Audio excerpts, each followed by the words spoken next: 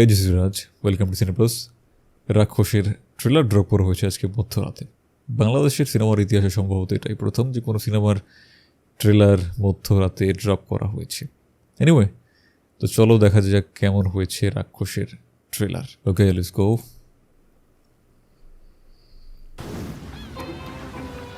মানুষ বলে নারী কিসে আটকায়, নারী বলে মায়ায়, ভালোবাসায়। আমি বলি না, নারী আটকায় লোভে, আর লোভের আচ্ছা। পাপ, আর পাপে। Okay, it looks cool. Damn, that was good.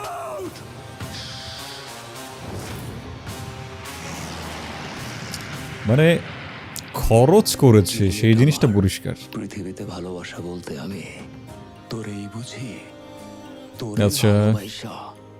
আমি এমন একটা জায়গায় চলে গেছি, তোর হাসিতে আমি হাসতাম, তোর খুশিতে আমি খুশি হইতাম, তোর কষ্টে আমি কাঁদতাম।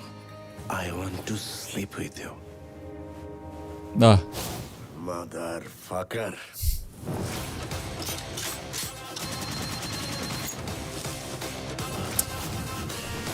এটা রাক্ষস নাকি বরবাদ 2?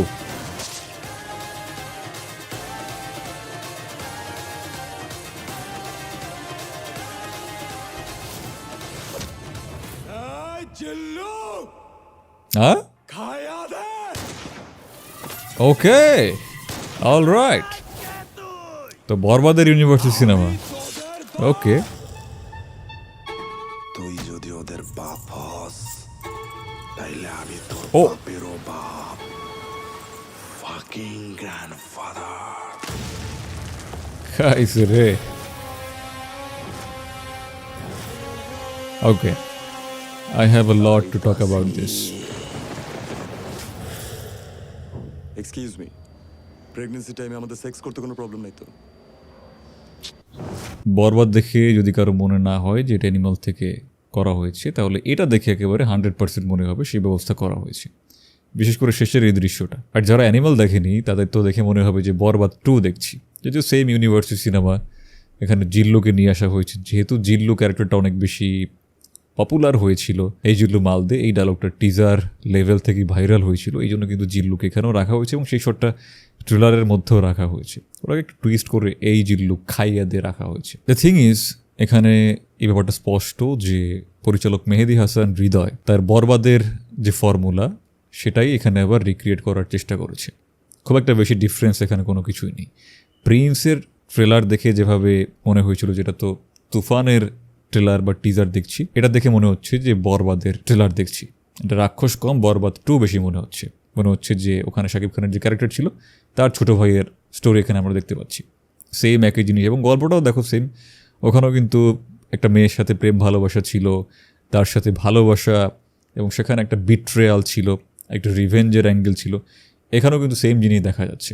এখানেও এই জিনিসটা পরিষ্কার, যেখানে সিয়াম আহমেদ একটা প্রেমে ব্যর্থ হওয়ার পরে সে যে মেয়েটাকে ভালোবাসতো, এবারে সেই মেয়ের প্রতি তার বিশ্বাস উঠে যায়। এবার সে বলছে মেয়ে ভালোবাসা বা এইসবের প্রতি আটকায় না, তারা অনেক বেশি লোভী হয়। এনিওয়ে, তো এইটা বোঝার পরে সে একটা প্রতিশোধের নেশায় মত্ত হয়ে নেমে যায়। এই যে থিম, তো বরবাদের মতো সেম থিম, রাইট?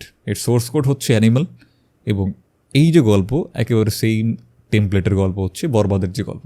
এখানেও এই নায়ক নায়িকার প্রেম, সেখান থেকে বিট্রেয়াল, সেখান থেকে রিভেঞ্জ, সেখান থেকে ভায়োলেন্স, সেম টু সেম।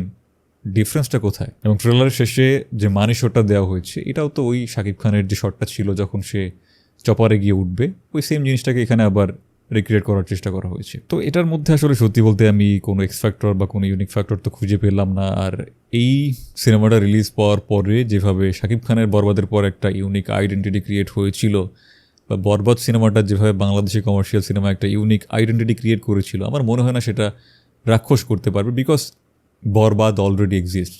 যদি বরবাদের আগে এই সিনেমাটা হতো তাহলে অবশ্যই এটাকে আমি মন খুলে প্রেস করতাম। বাট মাত্র 1 বছর আগে বাংলাদেশে বরবাদ রিলিজ হয়েছিল, সেম জিনিস কিভাবে কোনো ইউনিক আইডেন্টিটি ক্রিয়েট করবে। শাকিব খানের সাথে এরপরে সিনেমা আসতে চলেছে মেহেদী হাসান হৃদয়, সে নিজেও বলেছে যে সেই সিনেমার স্কেল বরবাদ কিংবা রাক্ষসের থেকে অনেক অনেক বড় হবে। একটু নতুন কিছু করতে হবে, একটু ডিফারেন্ট ক্যারেক্টার, ডিফারেন্ট ভাইব, গল্পের টোনটা একটু ডিফারেন্ট, বা এই যে নায়ক নায়িকার same angle, same betrayal, same love, একই জিনিসটা নিয়ে এসে খেলছে বারবার। আই ডু আন্ডারস্ট্যান্ড যে এটা তার হয়তো বা কোনো একটা পার্সোনালি এই ধরনের স্টোরি, এই ধরনের গল্প তার একটা কানেকশন আছে, সে এই ধরনের গল্প পছন্দ করে, এই জন্য সে বলে, এবং সেটাকে সে মোটামুটি বেশ ভালোভাবে মুখরোচকভাবেই পরিবেশন করতে পারে, তাতে কোনো সন্দেহ নেই। সো এই ছিল রাক্ষসের ট্রেলার নিয়ে আমার মতামত। তোমাদের কি মতামত কমেন্ট বক্স অবশ্যই জানাও। তোমাদের কি মনে হয় যে এটা কি বরবাদের মতো লাগছে নাকি লাগছে না? তোমরা কি এই ট্রেলার নিয়ে খুশি? একই জিনিস তোমরা বারবার দেখতে চাও? কমেন্ট বক্স অবশ্যই জানাও। আর যদি এই চ্যানেলের প্রথমবারের মতো হতে হয় তাহলে অবশ্যই লাইক অ্যান্ড সাবস্ক্রাইব, একেবারে ফ্রি, জাস্ট ডু ইট। দেখা হচ্ছে পরবর্তী ভিডিওতে। টিল দেন।